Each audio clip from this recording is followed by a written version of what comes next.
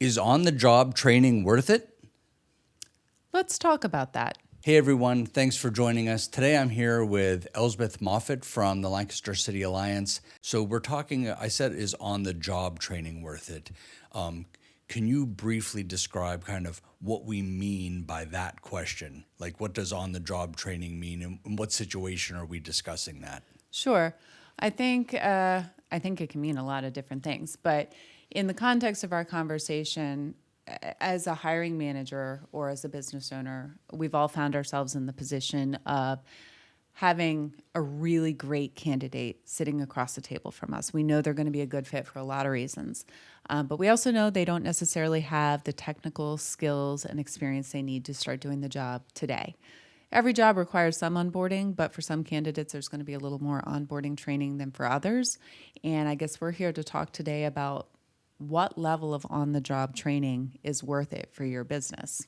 Yeah, that's a tough question because it's so easy when the person across the table, right, checks all the boxes. They have all the requirements, they have all the experience, they're not a jerk, right? They're good people, right? That's a super easy decision to make. But that rarely happens where all those ducks line up in a row, right? Usually you're making compromises when you're hiring because the perfect person may not even know your job exists, right? So that's a great question. So let's get into kind of why. Maybe we'll start with why we think it can be a good idea, Sure. and then maybe we'll back off and talk about when that what situations that would not be a good idea. Absolutely, because I think you have lots of answers in both columns. I think situations where it would be worth it are, well, okay. A situation where it might be worth it is where some of those skills or traits in a person you're hiring are just as valuable, if not more valuable, than technical skills or degrees or expertise.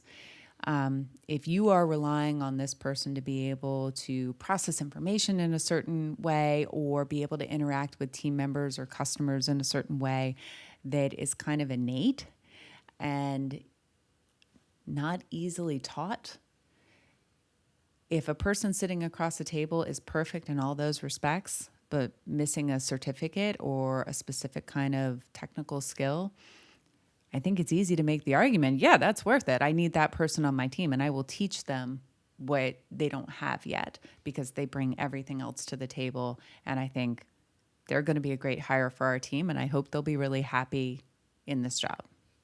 I agree with that.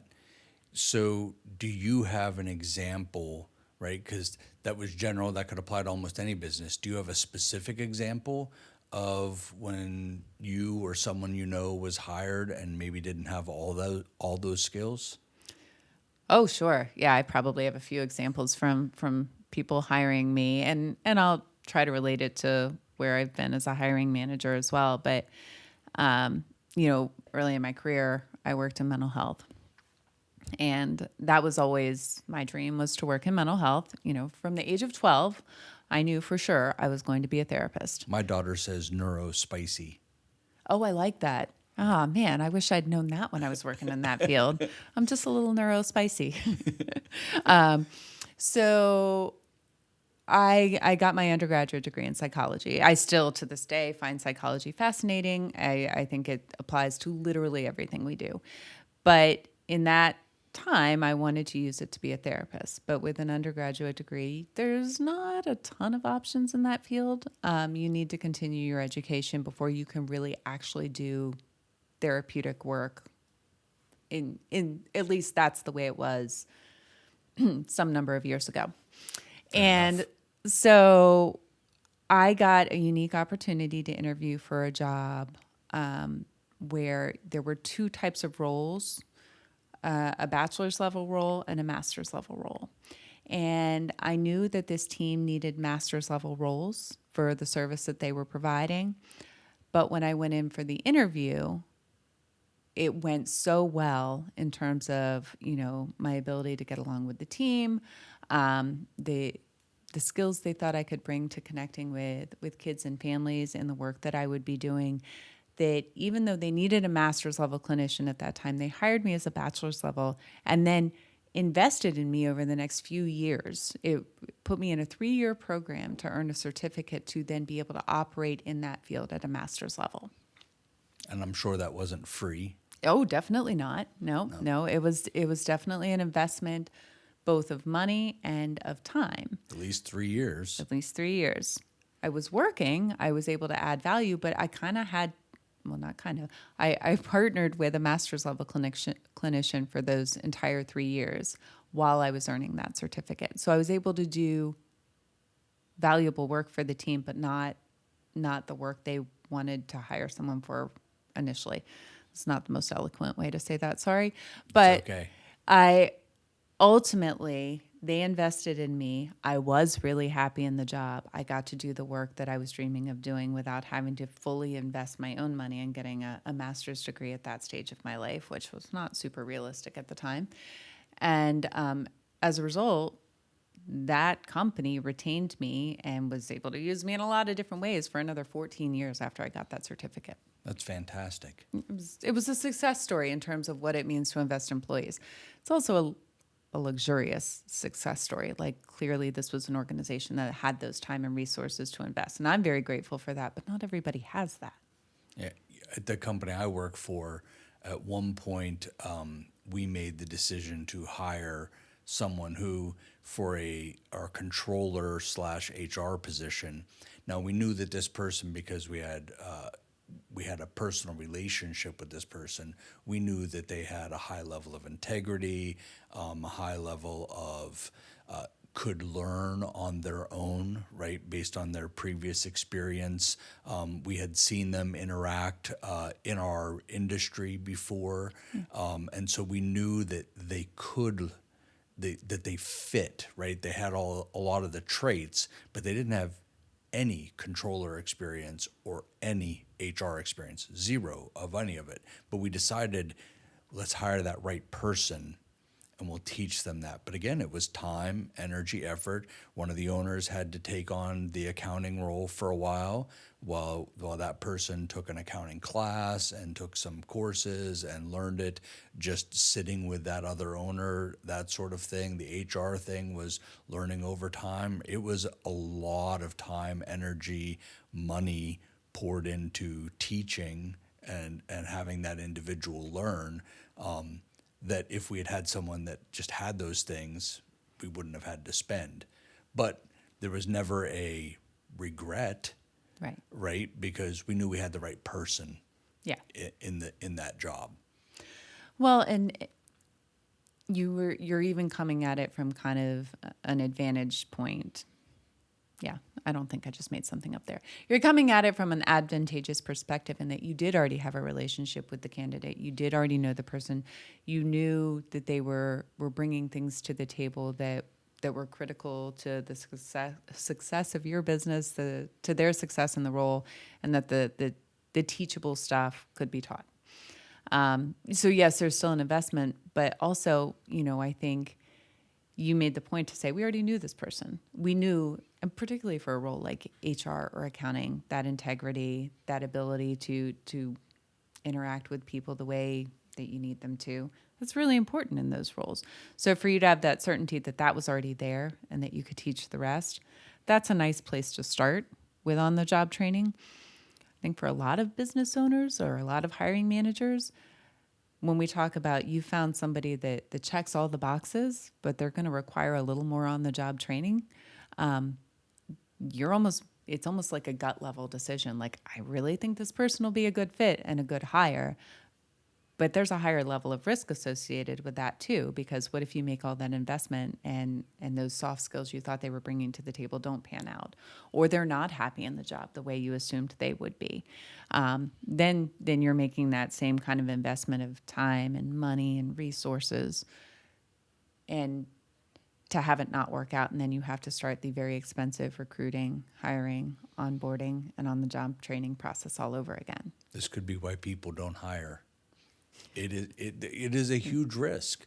Yeah. to bring someone into your culture, into your team, and expose your existing workforce to someone that you've met twice for an hour, maybe, right? I mean, it's a it's a tough proposition. Yeah. It is a tough proposition. So let's talk about when it doesn't work. You know, so the question would be, I find the right person, I know they're the right person, but they really don't have the skills, and I want to hire them, but I still decide no. What are those reasons that I might decide not to? Well, I mean, I don't want to put on my Captain Obvious cape right away, but I think the biggest reason would be you're hiring for a reason. And it's because you need someone to be able to fill a need right now. And maybe you're going to have to spend a couple weeks orienting them to your business and what it means to work there. But you may not have the luxury of time or money or resources to then teach them technical skills or send them for additional education that they're going to need to do the job. We're hiring for a reason, and that reason is we need someone to do the work right now. So I think that would be the biggest reason. That's a lot of using the word reason, sorry. But that's the biggest reason to walk away from someone that you know would be a great hire for your company, but they can't do the job that you're hiring for right now. Sure. I mean, we've had to make that decision.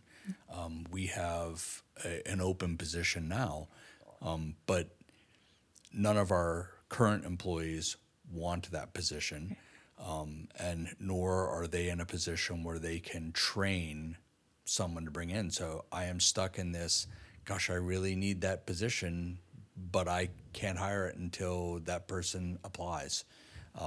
And it's just a tough position to be in because I still need it. But what I'm ending up doing is now I'm buying that work out through a subcontractor because I can't do it internally Right. at that level. So until I find someone, I have that expense of having to do that. Yeah. So there's an expense either way, or there's business loss, which is a different kind of expense. Yeah, or in some industries, I'm not going to just keep it in the mental health world. I think this applies to food and beverage.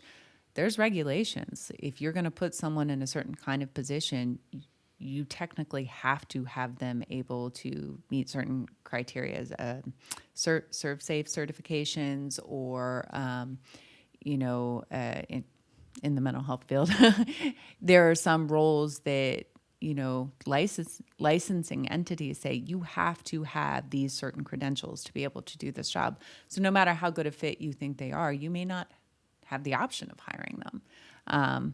Not for that job. You can hire them to do something else and train them for that job, but who has that kind of money? Who has that kind of money, or maybe even the time? Yeah, Right. you could be in a crunch situation. Yeah. So back to why we should. Can you think of another reason why it might be appropriate to hire the right person and then give them the training? Yeah.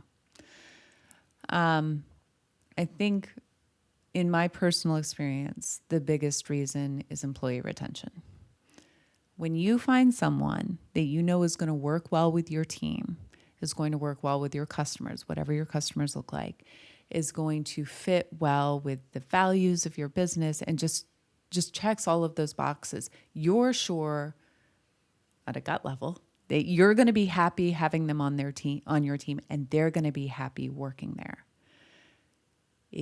If you can assure all of that and have to make an additional investment in training and education and certificates, it's worth it because, as we said, just the hiring and recruiting process before you even get to the onboarding is pretty expensive. Onboarding is required for all employees on some level. That's an expense. And then making an additional investment in any kind of on-the-job training, which, as you pointed out, a lot of candidates need that at some level. That's costly.